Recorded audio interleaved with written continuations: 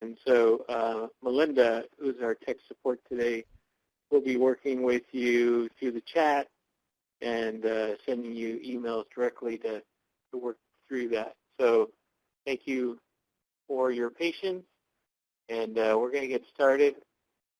Look at the agenda for today. I'm really going to go back to the beginning with the legislation and look at the funding cycle, the AB 104 fiscal requirements, talking about the role of the funding or fund administrator, and then start looking at the legislation for consortia administrative requirements, talk about targeted technical assistance, fiscal systems, that would be NOVA, and then 3-year plans. All of this pertains to consortia administrative oversight.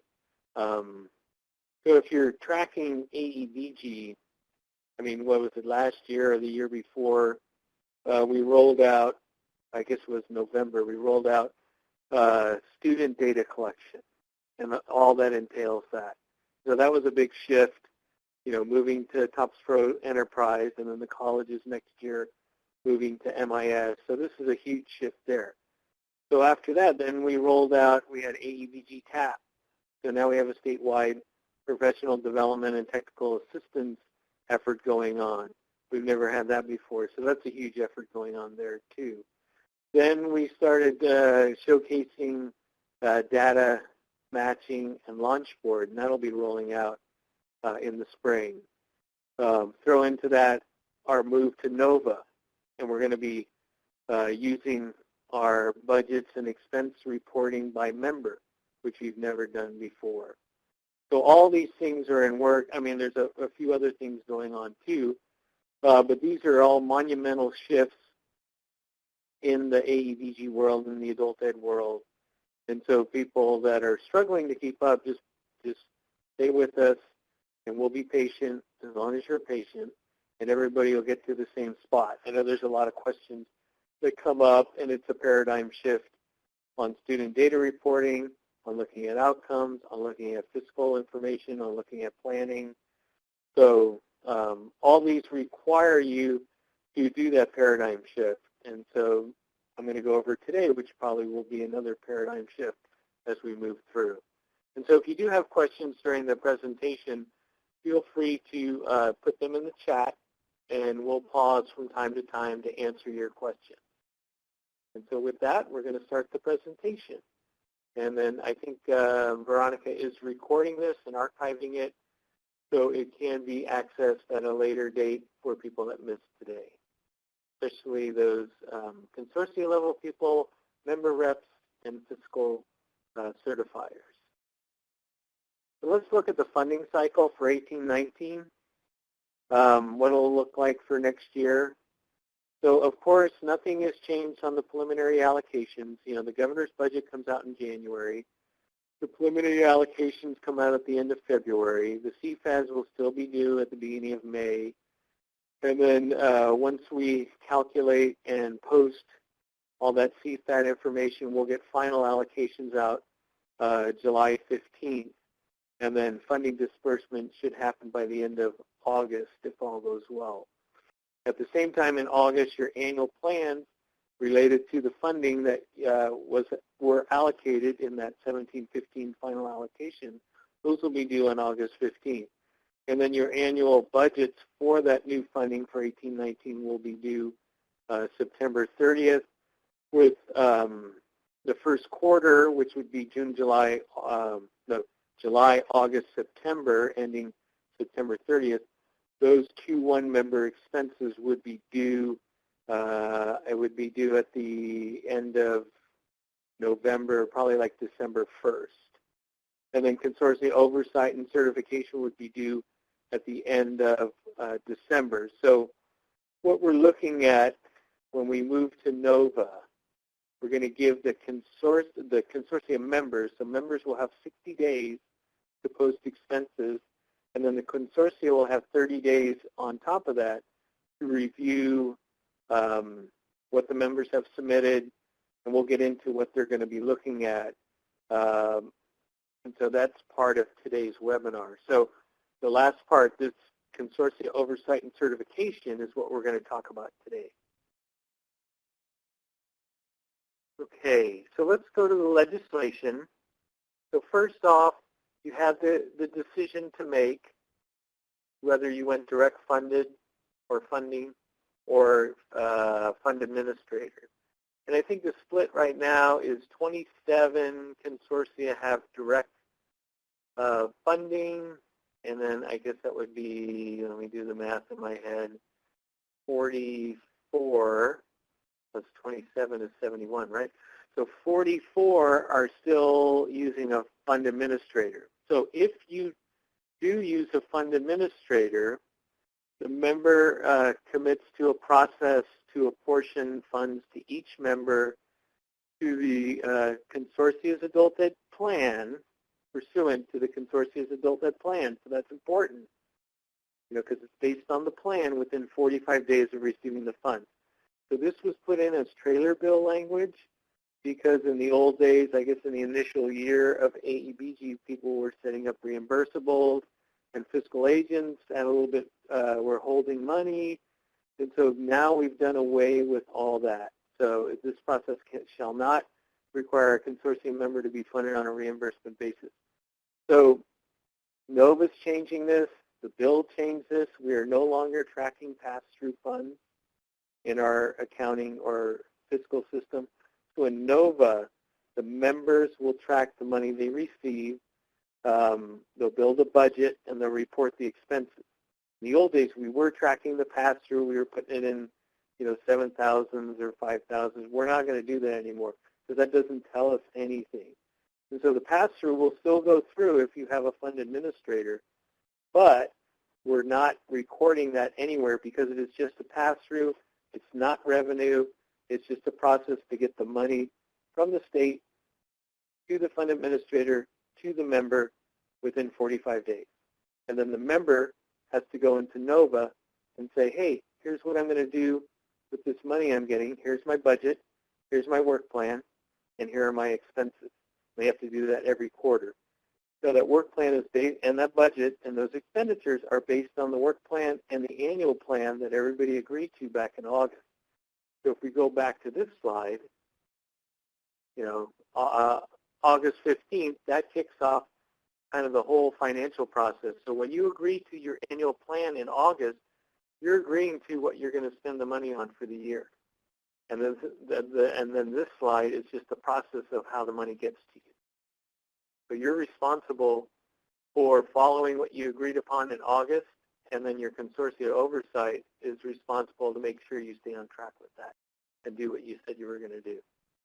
Let's move on to the next slide. So passing through funds, let's explain this a little bit more. So if I am a K-12 consortia fund administrator, fiscal agent, whatever you want to call them, those LEAs at the K-12 or county office level receive the block grant funding on behalf of their member LEAs. So they use it as resource code 6391 as a pass-through. 8587 is the object code, and this is in SACS for CDE of how you track or pass the money through.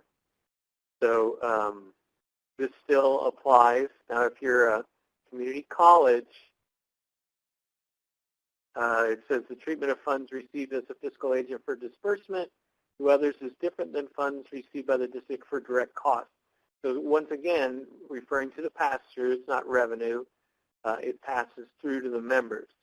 And so funds received from the state under the fiscal agent agreement dispersed within 45 days to be recorded restricted general funds as 8900. Other financing sources, object code 8970, fiscal agent pass-through. So that's the technical detail that we're looking at here with the pass-through. And then there's a last part on the letter that the Chancellor's Office sent out about that. Disbursement should be coded to other outgo, other transfers using object code 7400, other transfers, excluding indirect cost recovery. So you can refer to that. That's on the website, and look at that at another time. I'm not going to get into more technical detail on it. Okay, so and then here's more detail on if you're direct funded. So now we're looking at direct funded, switching hats. The direct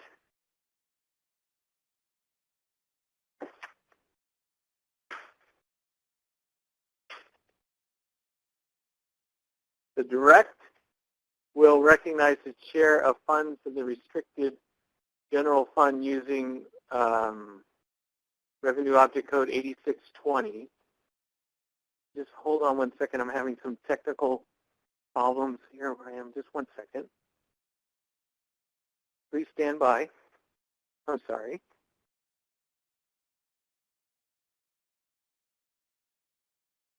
Okay. Hopefully we resolved that. I'm sorry about that. A little background noise here where I am. Okay, so getting back to this slide with direct funding. So this is, if you're direct funded community college, this is how you record those, that object code revenue. And we have a similar slide for K-12, not as extensive, but if you're K-12, you'd use resource code 6391 and object code 8590. So, see if we have any questions, because we're going to move on to fund administrator responsibilities, and after that we're going to talk about some questions. So I'm going to pause there, see if we have any questions.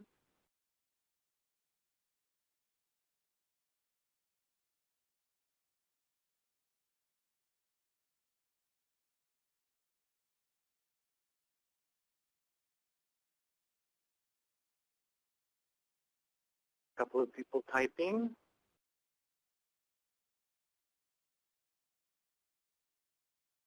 Clarify, we will be reporting to CFAD.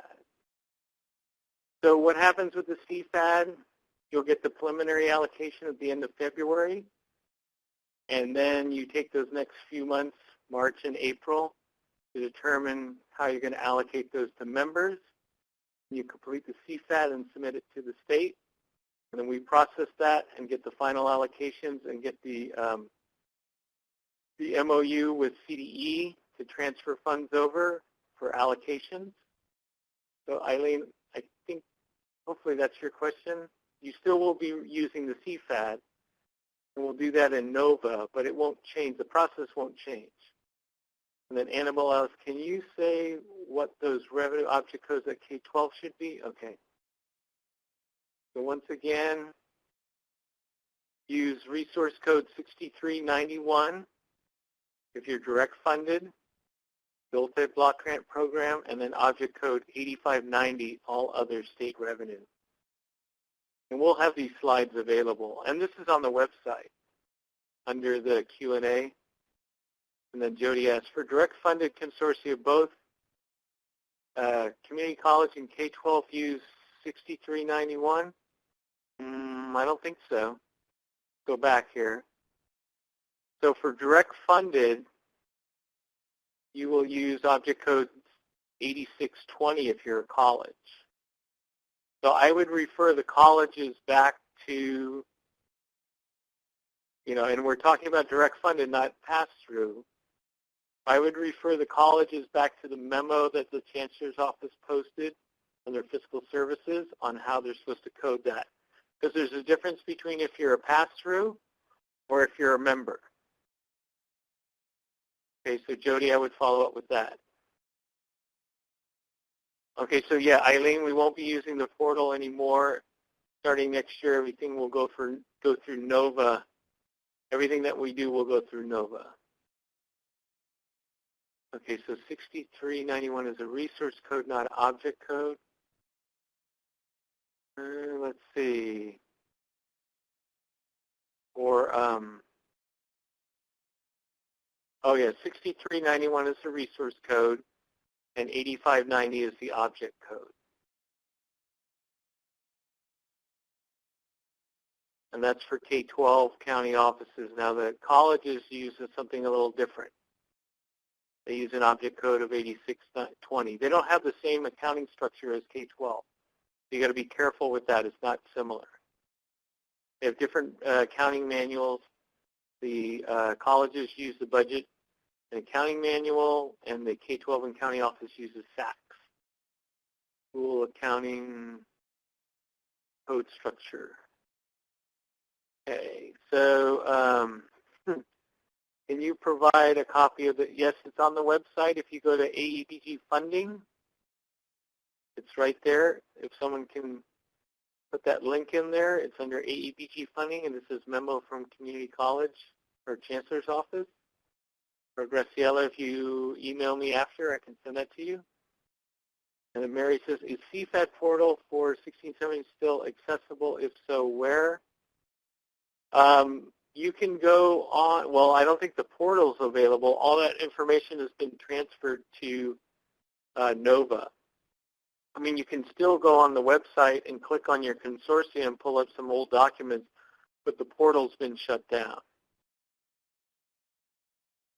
Okay, can you explain the CFAD form, please? So, Dan, the CFAD form is the Consortium Fiscal, I think, Financial Administrative Declaration form that we use every year. And that form is made accessible right after the preliminary allocations come out. And that's the form that you complete. And it wouldn't be a form anymore. It's just going to be online in NOVA. You would go into NOVA. You would have like 2 months worth of discussion maybe at your consortia, and you would decide how the new funds are going to be allocated for the upcoming year. So this would be 18-19.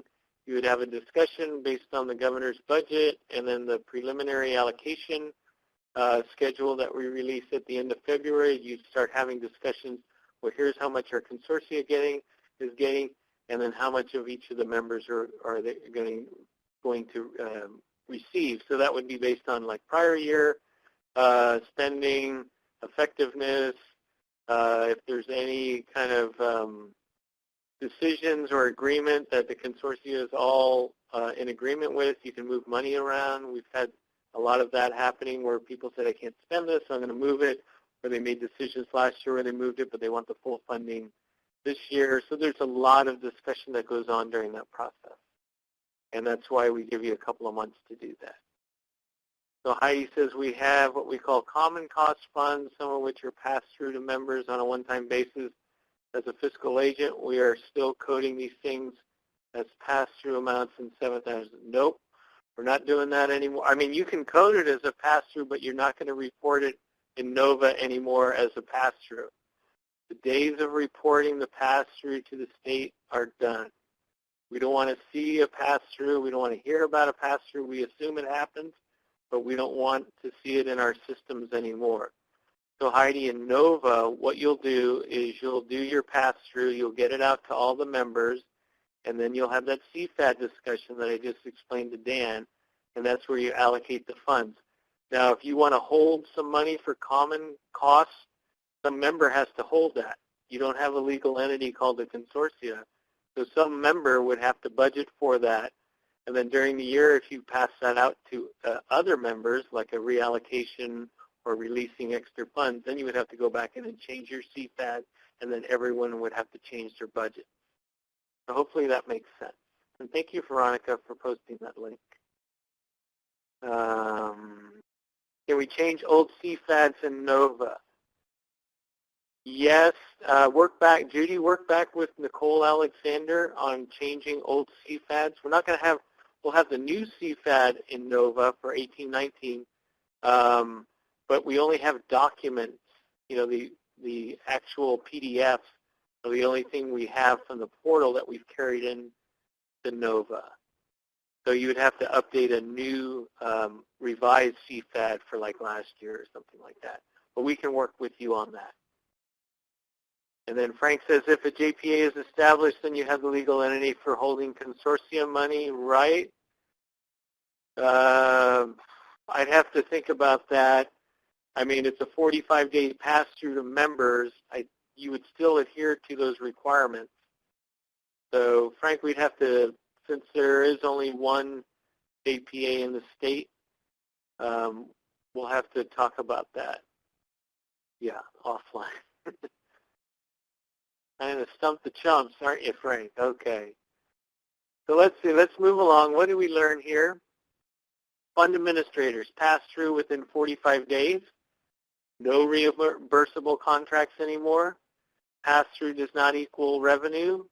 Direct funded agencies do not require a fund administrator. Consortium membership decides on consortia administrative oversight. NOVA allows members to certify their budget and expenses. And I also would throw in there that NOVA does not track the pass-through. We do not want to see 7,000, your budget loaded with everything in the 7,000 in NOVA starting for the 17-18 budget and expense reporting. That's why it's back at the member level. We have a better accounting, more accountability for where this money is going and where it's coming from, those kind of things. Where pass-through is over, we assume it's happening. We appreciate the fund administrators for passing it through, but you will not be reporting that in NOVA.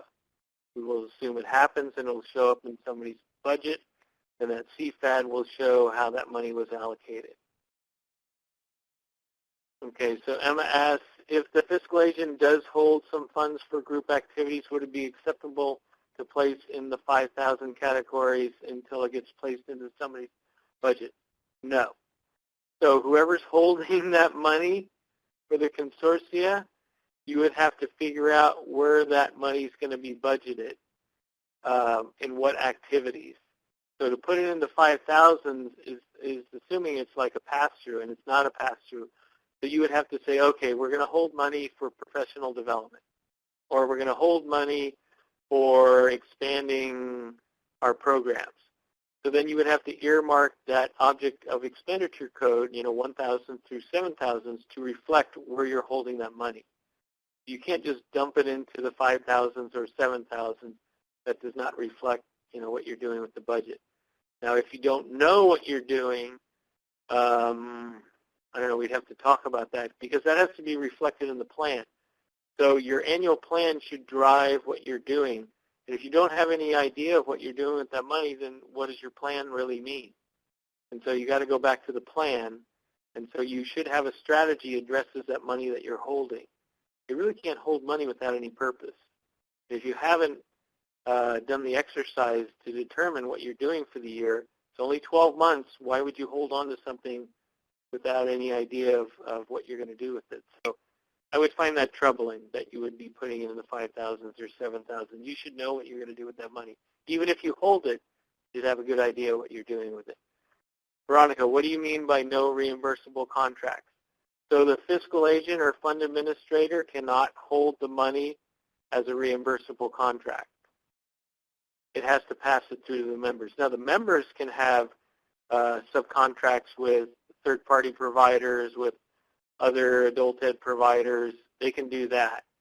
But as a fund administrator, you can't have reimbursable contracts anymore. You have to pass that through in 45 days.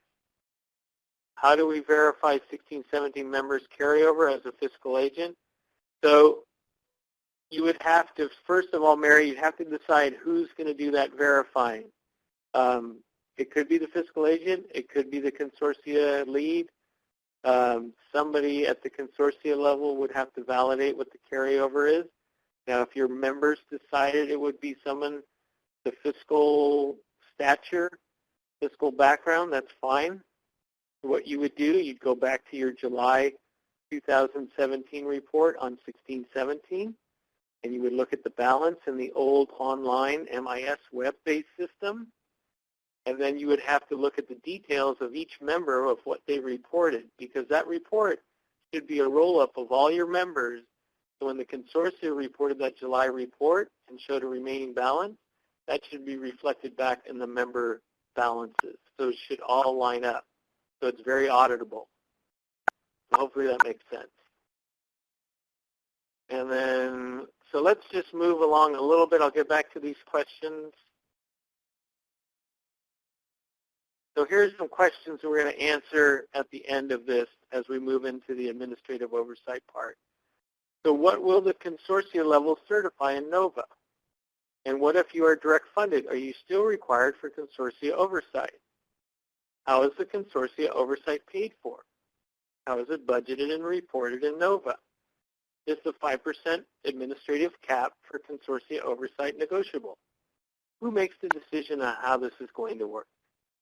Okay, so these are the questions we're going to cover, and I'm going to go over a little bit of the legislation that requires administrative oversight, and then I'll go back to some of your questions. But if your questions are for NOVA, a little bit off topic, I know it's related, but let's see if we can stick to administrative oversight for right now. Okay, so if you go to the law and you look at Ed Code 84905, it talks about consortia rules and procedures. And if you dig a little deeper, 84905D2, it's a decision includes the approval of an adult education plan. That means the consortia has to pull everybody together and have to come to a decision on the approval of the adult education plan. The consortia oversees that process. And then 84906A, as a condition of receipt of the apportionment of funds from this program for the fiscal year, the members of the consortium shall have an approved adult plan that addresses that fiscal year. So that is the annual plan that you submit in August. That is the work plan that you're developing in NOVA. So that is the plan that you're following that addresses that fiscal year. And that helps everyone track what your strategies are based on the annual plan, which dovetails into the object of expenditure codes and your expenses. So another part of the legislation talks about the evaluation of plans. So 84906B talks about the adult ed plan shall include all of the following, and it has a list of things. It says an evaluation of educational needs of adults in the community or in the region, which includes a list of providers, a description of what those providers are offering, an evaluation of the current levels and types of services, an evaluation of funds available to members to serve adults.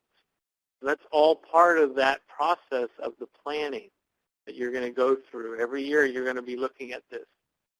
And then also it goes on and on. I mean, 84906B6 talks about actions that the members of the consortia will take to address educational needs. That means actions to improve member effectiveness, actions to improve integration of services, action to improve transition to post-secondary and workforce, a description of the alignment of adult ed services with WIOA, a description of how service providers contribute to the development of the adult ed plan. So this plan is pretty important. It's pretty intense, too, if you look at all the things that you're required to have in that plan. And then later on the legislation, it says it has oversight, that gives the consortia oversight is required of members' budget and expenditure reporting as it pertains to 3-year and annual plans. And you have up to 5% of the admin cap to pay for those oversight activities. And this applies to fiscal agent as well as direct funded. So just because you're direct funded doesn't mean you don't have any consortia oversight. You somehow have to figure out if you don't have, well, even with a fiscal agent, you still have to figure out how you're going to have consortia oversight. Your fiscal agent or fund administrator might just be the pass-through. And you still have to figure out at the consortia level who's going to do the administrative oversight. So just because you have a fiscal agent doesn't mean they have to do the administrative oversight. In direct funding, you have to figure out who's going to do that. So the oversight option, like the last bullet says, must be agreed to and approved by consortia membership. So the fiscal agent or one member just can't come up and say, here's how we're going to do it. It all has to be agreed upon. And if you don't like it or if it's too expensive, then you can vote to do something different. Or if you don't like the way somebody's doing it now, you can vote to change that. And that's where you get into your governance and bylaws and your decision-making process. And that's all within the member's control. Okay. So let's pause there because I'm going to give you some two things we're going to focus on next, but I'll go to some questions. We're going to look at the responsibility of consortium oversight for assessing each member and evaluating each member. And those are the key components to the administrative oversight. So let's see. We had all kinds of questions. So Tracy, NOVA allows members to certify their budget and expenses. So if consortium plan summary status said pending, consortium member has to log on to certify after the plan. So Tracy, I'm not a NOVA expert. I would send that over to AEBG TAP, and they'll follow up with the NOVA team. So sorry about that. And Richard said, I may have missed an explanation, but you can explain what a reimbursable contract is. So in the old days, fiscal agents were holding back funds from members and reimbursing their AEBG funds on a reimbursable basis. So the member would have to show the fiscal agent the activities that they did, and then they would get money based on those activities. So the legislature didn't like that. They changed that. They passed a trailer bill that said, I don't care what they're doing, you have to pass that money through in 45 days. And then the member will report on it. There's not a, you can't do a reimbursable to disperse funds. So at the member level, you can have reimbursable contracts with, as a subcontract with third-party providers or other adult ed providers or consultants or whatever you're doing. That's okay at the member level. It's just at the fund administrator level, you can't hold the money. That's why they did the 45-day trailer bill. Okay, so Emma said, Neil, do we have to earmark for PD? Or we do have it earmarked for PD. On the college side, it's the subgrant 5,000. Would I indicate that in the description? If, according to your budget and accounting manual, that the 5,000 is the object code for professional development, then that would be fine. I would double check to see what object code the college uses for PD. And you could go into NOVA and also indicate that in the description. That way it covers your audit trail. And then Graciela said, are funding codes for direct funded college recorded in 1819 or as of this year? For the funding codes. I'm not sure, Graciela, what do you mean by funding codes for direct funded colleges? I know you can email me offline. I'm not sure or explain in the chat what a funding code is. Judy asks, we have small funds for one-time mini grants that we hold as a fiscal agent. Is that okay? So Judy, a member would have to put that in their budget, and you guys would have to have an agreement of what those mini grants are for, because it's only a 12-month cycle. I don't know what the process is to get those grants out. If there's a competitive process or whatever, that may take some time. This is only a 12-month budget, so you got to be careful of how long your mini grant process takes. But you should have a pretty good idea what those mini grants are for and what object code they would go under. And then whoever the member that is holding those funds would have to put that in that budget. And then once the mini grants go out, then you would have to do a change in your CFAD allocations and do a budget revision to reflect all your changes in your budget and via your object code.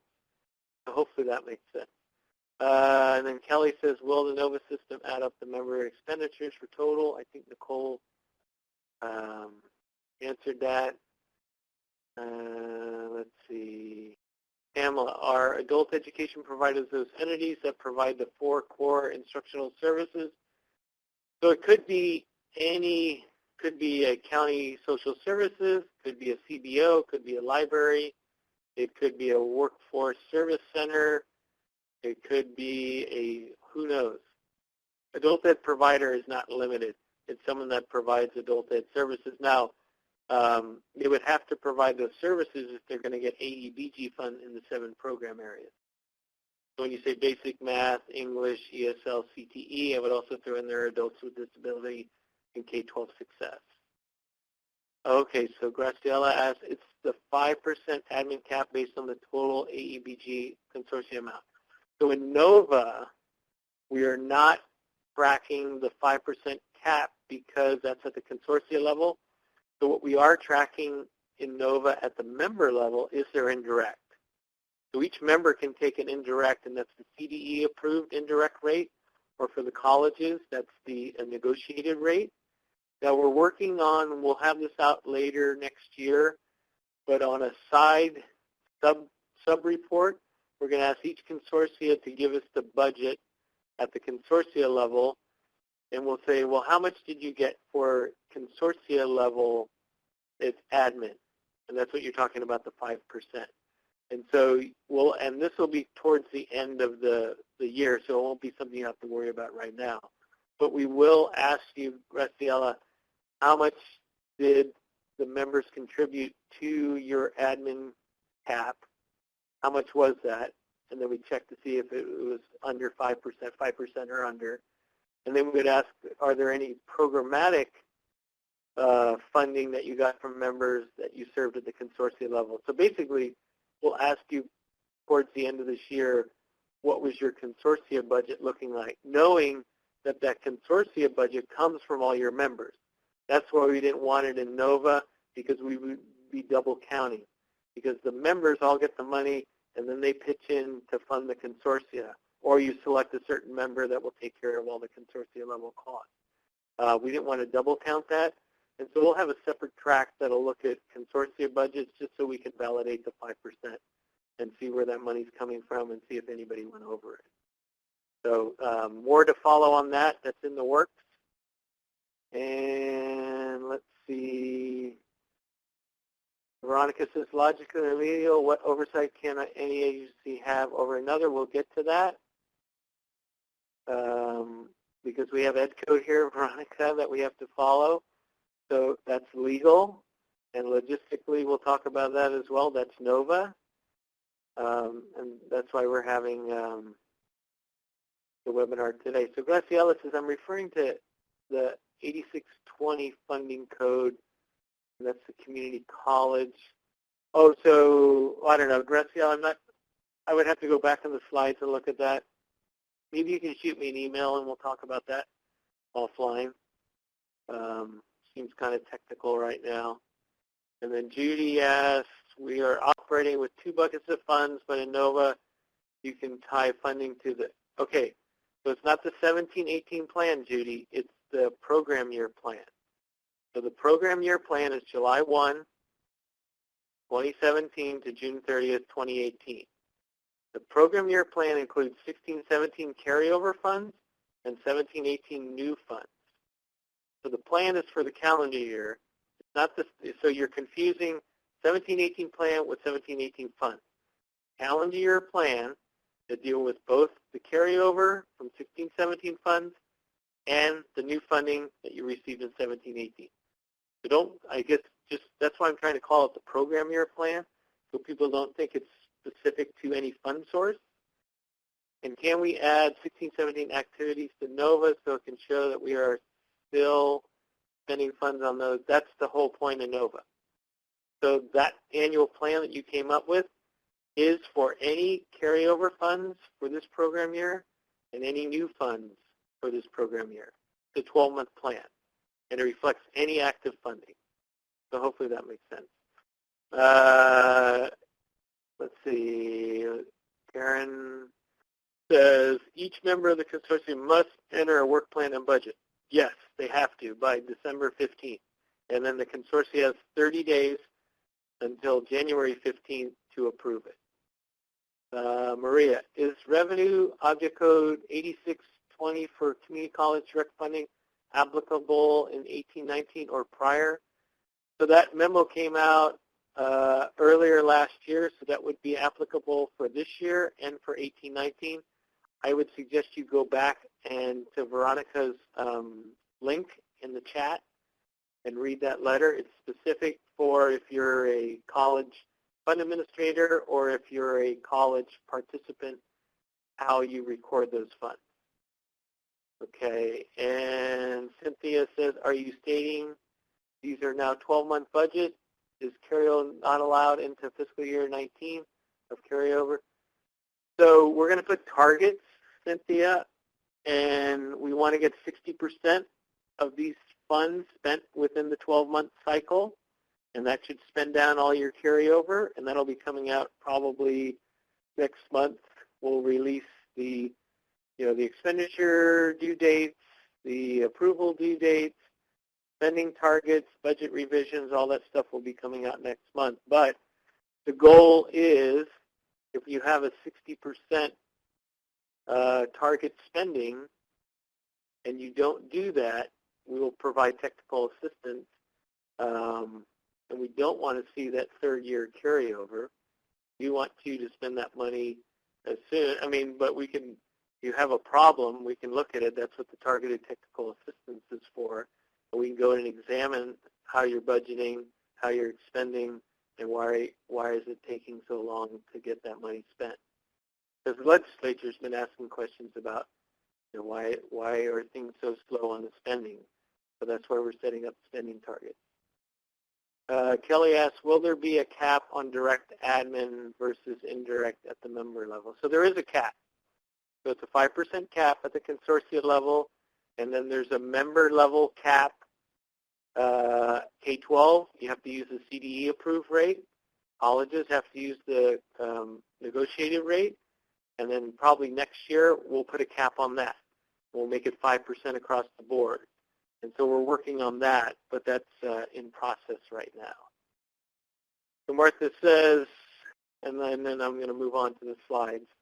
My understanding is that AEBG expenditure period is technically 30 months. AGB. So yes, technically, but we have spending targets.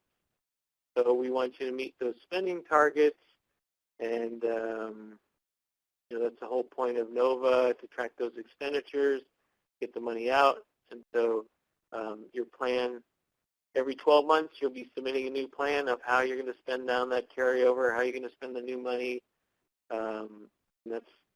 We'll be working through that. And then 1215, Tracy says, due date is for consortium member work plan. And what if it is due date for consortium? So yeah, 1215 is the due date for member budgets and work plan. And 115 is the due date for consortia administrators to certify. Correct. Just add in budgets for your members. The work plan you just referred to, is that the strategy checkbox in NOVA? Yes, Kathy. Are there plans to reduce the expenditure period from current month to less than? No, Martha, we're not going to reduce that, but we will provide targeted technical assistance for members and consortia that are slow to meet the spending target. We will work with you on that. Okay, so let's look at the first part of consortia oversight assessment. So as a consortia level oversight or administrator, you will be assessing the member's ability to meet the AEBG requirements. You will also review the general assurances, which are the basic member requirements that you signed off by each member as part of the annual plan process. You will also assess if everybody's following your bylaws or charters or additional governance that you as a membership agreed upon. So you have a governance document that you sent us, but a lot of consortia also developed additional bylaws and charters that everybody agreed upon. And so that assessment should include a review to see if everyone's following all those requirements, assurances, bylaws, charters, and governance decision-making. So that's the first part. And then there is an evaluation of each member. So using that 3-year plan that you developed, and then you're in the process of updating that, your annual plan that we talked about, and the work plan, any student data that we're getting from the AEBG summary tables or what will become available in Launchboard in the spring, the outcome data, you're supposed to evaluate the following. Evaluate if program needs as identified to meet the needs of the community, so it's needs-based evaluation. Evaluation of current level and types of services, that would be enrollment and outcome evaluation. And evaluation of funds provided to members, so kind of that cost-effective evaluation. That gets a little tricky, but we're working on some tools that we'll provide probably after we get LaunchBoard up to speed and we do the data matching. And we have NOVA. And NOVA, in combination with LaunchBoard, with the data coming in from TOPS Pro Enterprise and the MIS system, should give us a better understanding and handle on cost effectiveness. And we'll be able to tie the financial data in NOVA to the program data coming out of TE and MIS that's going to be displayed in LaunchBoard when we do the data matching and the enrollment numbers. And this all leads to an evaluation of member effectiveness. And so we'll be working on this throughout the spring. We're going to be putting structures in place for targeted technical assistance. What does that mean? How do we set it up? What's a reasonable intervention? How many times does someone have to be put in targeted technical assistance before there's some action? And then how do we determine overall effectiveness? How does that help the consortia level administrator determine overall effectiveness and provide that oversight? So that's something we're working on now.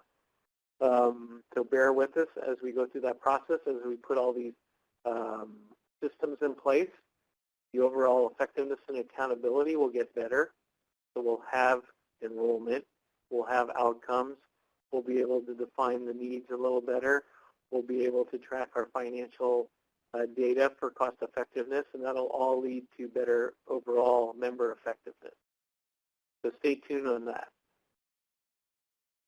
And then other questions I would ask is, how do you know your members being effective? How do you know your members making a difference? How do you know your members doing what they said they were going to do? How do you know your members' actions are addressing those educational needs? How do you know your members meeting any enrollment or outcome targets agreed upon within the consortia? So as you go through this, so we announced that we were going to give you 18 months for the planning process for the updating of the 3-year plan. These are all the questions you should be asking as you develop that 3-year plan. I mean, it's going to take you 18 months. So are you going to set up within your consortia targets? Are your members going to start looking at enrollment numbers and outcome data? How are you going to address that? And at the state, we'll be putting tools in place and looking at that as well. So this will all kind of be swirling as we go through the 18-month planning process. And so it's not, I don't have the answers today as far as, okay, you count these widgets and that equals member effectiveness, or this determines the needs. But we are putting systems in place and processes in place that will help you get there. And eventually, I think when we come out of this process, we will definitely have some tools available to determine member effectiveness. Now, whether this is going to lead to performance-based funding or something, I don't know. There might be a little bit aspect. There could be a base funding. There could be incentive funding. There could be performance funding, all made up for this funding. But as you can see, we're putting things in place to make us more accountable and to show better outcomes. So let's see what the next slide is. Okay, so here are some examples that we've kind of talked about. You don't have to do any of these. These are just examples. You could bring in an outside auditor.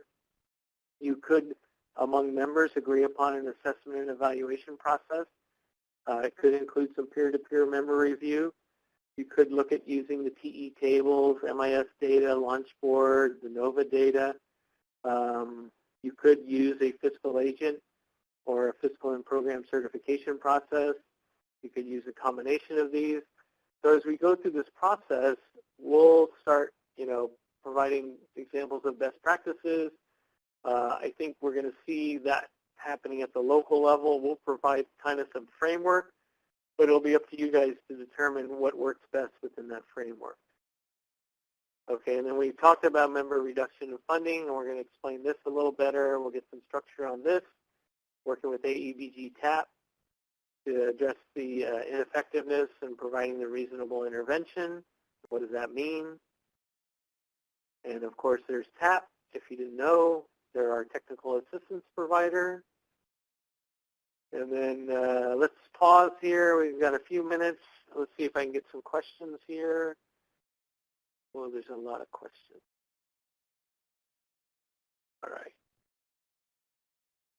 Oh, not too many.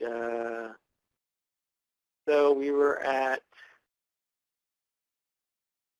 Gracia, we have WIOA as one source for program evaluation effectiveness, but what do we use to evaluate the other programs such as CTE? So the AEBG summary table will have that CTE data. Launch board will also have the CTE data. So we'll be putting forth other tools other than WIOA. We're going to be collecting, data not only on CTE, but adults with disability, K-12 success. So stay tuned on that one. And Mary, is the budget revision require state approval? Is there? So Mary, there's coming out in January. It'll be a 15% threshold. So if it's under 15%, less than 15%, the member can do it. If it's over 15%, the consortium will approve it. And so the state is not going to get involved in budget revision approval. So it'll be up to you guys. So we'll come out with that next month. As fiscal agent of 16-7, we issued reimbursable contracts to our members. Are we fine with carryover of these funds into knowing that it was related to funding? Yeah, I mean, carryover. So you're violating the trailer bill language if you continue using reimbursable contracts to members. I would do away with that, somehow get that money to your members, because you are violating the Ed Code. So sorry to tell you that. Vilma, when the 3-year plan templates are going to be available? We're working on that. We're having some ongoing discussions. We'll probably have a panel at the summit in January on that, and hopefully that will spur the state to develop some templates and guidance soon after that. They're not due until June of May or June of 2019. We do have a little bit of time, but we did want to get those templates and guidance out as soon as possible. So keep posted on that, keep pressuring us to move forward on that. And then Paul asked, is there expenditure report due on 1/31/18 for activities from July 1st, 7? No, there is. So what's due on January 31st, Paul, is your midterm data and accountability report for expenses and your final report for the 15-16 funds. And those are both in the old system. And so we're going to close out the 15-16 funds. The last report is due 1/31/18, and then the closeout is due the following month on 2/25/18.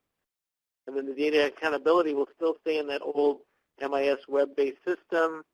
Midterm is at the end of July 31st, 2018, and then we'll have the final report due the following year, January 31st, 2019. So there will be no report right now for those activities July 1st through the December 31st, due on the January 31st. So in NOVA, for that period of this year, like you said, July 1st, 2017 to December 31st, 2017, that will be due, let's see, March 1st from the member, and then the consortium will have 30 days until March 31st to review and certify, and we'll come out with details on that probably in a couple of weeks as we work through it. In regards to 67, this was a member approved reimbursement. We have since moved to direct funding. Okay, sounds good. Okay, so that's a question for Nicole. Okay, got it. Let's move on. We've got a few minutes here. So NOVA, if you missed the presentation on Wednesday, go to the webinar, check it out. We've had a couple of NOVAs presentations. We'll have one at the summit. Nicole Alexander is our NOVA expert. And so I'm going to move on from that. 3-year plan we kind of talked about. We know it's going to be due in the spring of 2019, so you're going to have 18 months to work on it. Steps will include, oh, look at this, evaluation, data analysis, effectiveness measures, performance metrics, review of other partner and planning efforts. So all the stuff we talked about today on consortia administrative oversight. That's all part of the plan. We'll continue to tease this out, continue to give you more information on the tools that are coming out, how you can use that, how you can use that for effectiveness, measuring performance, those kind of things. So don't think you have to figure this out all right now. So here are the answers to your questions. So question one, what will consortia level certify in NOVA? So consortia level certification will assess if the member is meeting the AEBG requirements and evaluate if the member funding is being expended per the AEBG plan. So the consortia level certification does not include you guys reopening purchase orders or looking at what's been certified by the district on expenses. It requires you to look at if the member is meeting the AEBG requirements and evaluate if the member is spending the money per the AEBG plan. You'll have that information in NOVA. What if you are direct funded? Are you still required for consortia oversight? Yes. The members will have to assign someone to provide consortia level administrative oversight. So the members have to get together and say, hey, how are we going to do this? And who's going to do that? And how are we going to pay for it? And then who's going to hold the money? So all those discussions for direct funded have to happen. It also has to happen for the ones with fund administrators as well. How is consortia oversight paid for? Budgeted and reported in NOVA. The members will have to agree upon who will fund which aspects of the consortium administrative oversight. It doesn't have to be one member. It can be several. Depends on what you want to agree upon and which members want to participate in this process, or what you agree upon who to fund what and what activities to pay for. A separate consortia budget will be created in NOVA so the state can monitor the consortia level budget. So I talked about that earlier, and we'll have that available later next year.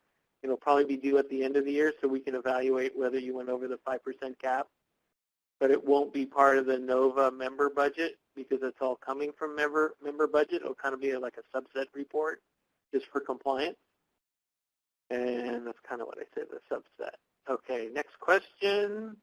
Is the 5% administrative cap negotiable? Yes. Members will have to agree upon the cost of the administrative oversight and the activities provided. It can be less than 5%. Members have a choice on who they decide will perform these functions. Who makes the decision on how this is going to work? The consortium members. So membership makes this decision. It's not the consortium director, not the fund administrator, it's the members that make these decisions. And then you go back to your decision making, your governance, your bylaws on how that decision is going to happen, whether it's a vote, consensus, those kind of things. And I think that's it. So let's see, we're 2 minutes over. Let's see if we have any questions. So John says, is the full scope of oversight then, but not a deep FPM style audit? So according to the legislation, John, it's the assessment and evaluation like we went over in the slides. Now, that's not to say is that what we want, but that's what's in the legislation. So we'll see if that works. If that's not working, then we might have to put additional legislation in there to make it stronger. But we'll see. That was passed in AB 104, so we're going to try to follow that. We're going to try to give you the tools that allow you to do that assessment and evaluation and adhere to those requirements. I mean, we recently had Bureau of State Audits do a review of a consortia, and those are the things they brought up. They brought up, the consortia has to do some kind of evaluation. And so we want to give the consortia those tools to do the evaluation. And that's going to be kind of the data coming in from MIS and TOPS Pro into Launchboard. It'll be the information coming out of NOVA. Maybe we can do some tools that will present a dashboard that will compare funding to performance as far as outcomes and enrollment. Those kind of things that we'll provide to you to make it easier for you to make that evaluation. Let's see.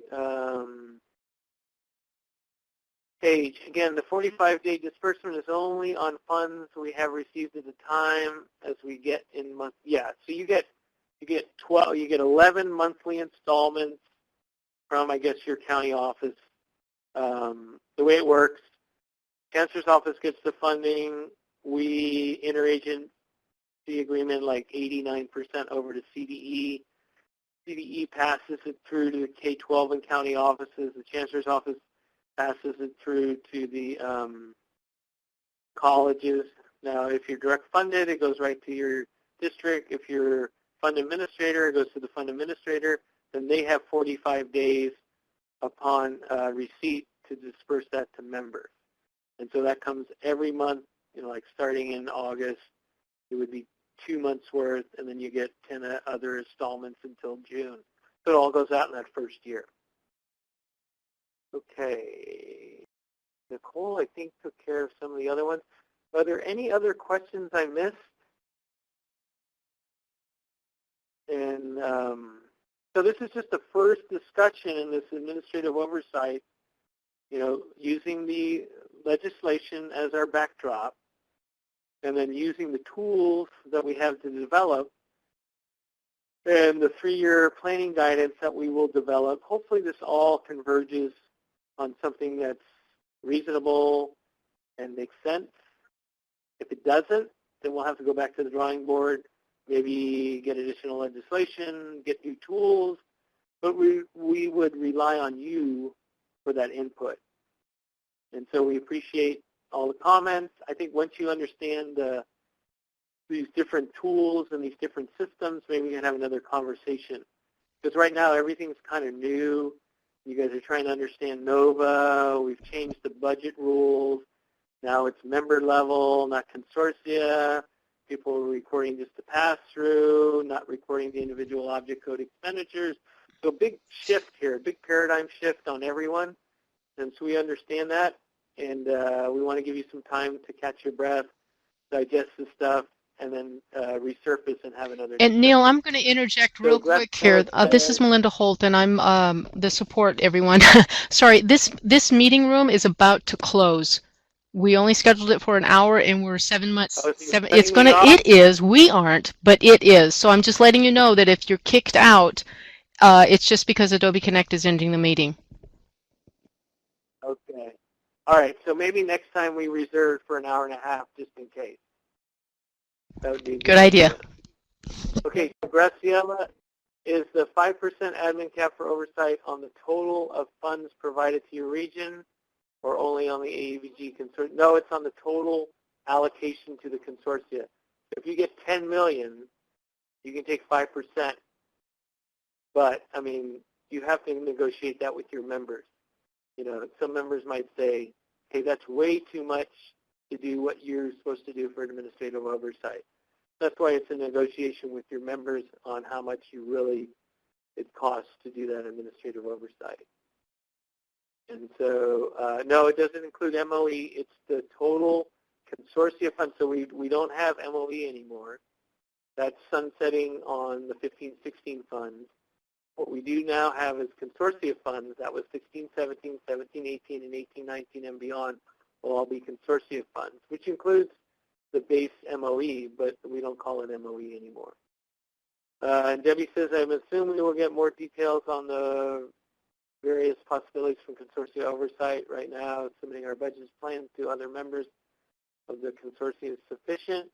Yeah, Debbie, and I would include a review of the plan, and maybe looking at some of the like the AEBG summary tables, looking at some of the outcome data. Are they saying what they did? Does that compare? But we'll get more details on that. But at the minimum, I think you're doing what you're supposed to do. But we'll provide more details on that. Mary says, is reallocation will still require, so the CFAD, just work with Nicole to get that done, and we'll work through that with you, and that constitutes working with the state office, will be state approval. Shall we ask Veronica for further fiscal? Send it to AEBG TAP, and Nicole is our lead on that. And then, thanks, Eileen. And RIP Adobe Connect. Thanks, John.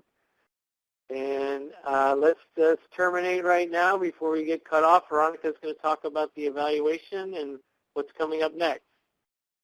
Come on board, Veronica. Oh, we got cut off. I'm sorry.